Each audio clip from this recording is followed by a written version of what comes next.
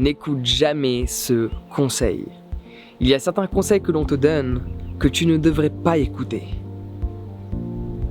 Parce que le problème n'est pas forcément le conseil en lui-même, mais le contexte dans lequel il est positionné.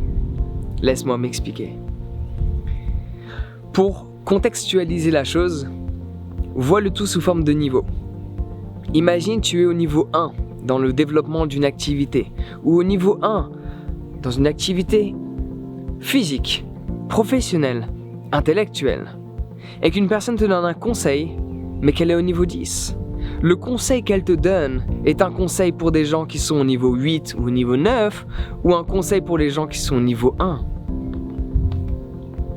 Je te donne un exemple bien spécifique.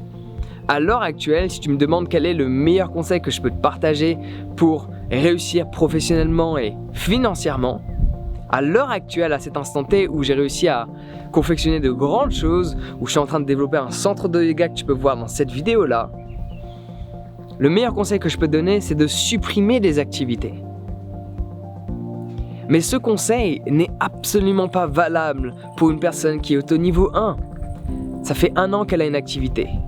Cette personne fait moins de 100 000 € de chiffre d'affaires dans l'année. Ce conseil n'est pas du tout adapté à elle. Une personne qui débute une activité professionnelle ne doit pas supprimer des activités.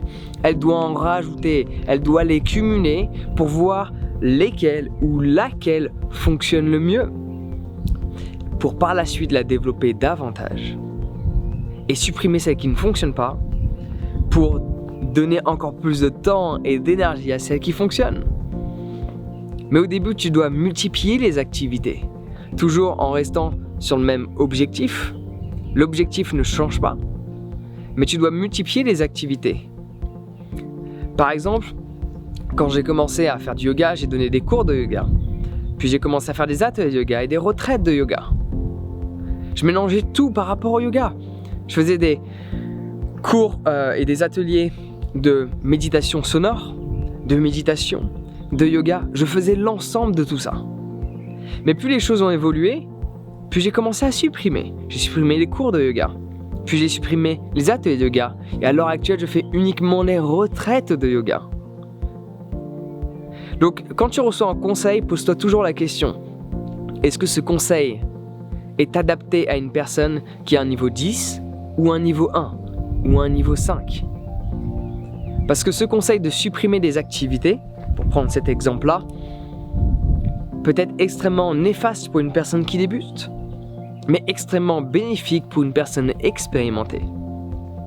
Donc toujours examine d'où provient le conseil. Pareil, durant longtemps, j'ai donné le conseil de dors moins. Si tu dors 7 heures, dors 6 heures. Si tu dors 6 heures, dors 5 heures. Dors 1 heure de moins. Pour profiter de la vie, faire un maximum de choses dans ton quotidien. Ça, c'était mon conseil. Et c'est un conseil que je donnais par rapport à ce que j'ai expérimenté, qui était de profiter un maximum, de faire un maximum de choses. Mais quand j'ai commencé à m'intéresser au sommeil, à m'intéresser à la productivité, à développer davantage de présence, mon conseil est dors plus, dors mieux. Si tu dors 7 heures, dors 8 heures. Donc le conseil que je donnais précédemment est différent du conseil que je donne maintenant. Mais cela est juste relié au contexte. Si une personne est intéressée pour faire un maximum de choses dans son quotidien, le conseil de dors plus n'est peut-être pas adapté. Et si je dis à une personne dors moins, si je partage ce conseil de dormir moins pour faire plus de choses, mais si cette personne, ce qu'elle veut faire dans son quotidien, c'est développer de la productivité, de la présence, de la clarté d'esprit, ce conseil n'est pas adapté à elle. Donc un conseil peut rester un conseil, mais en fonction du contexte, celui-ci n'est pas adapté à la personne. En fonction de son niveau, celui-ci n'est pas adapté non plus.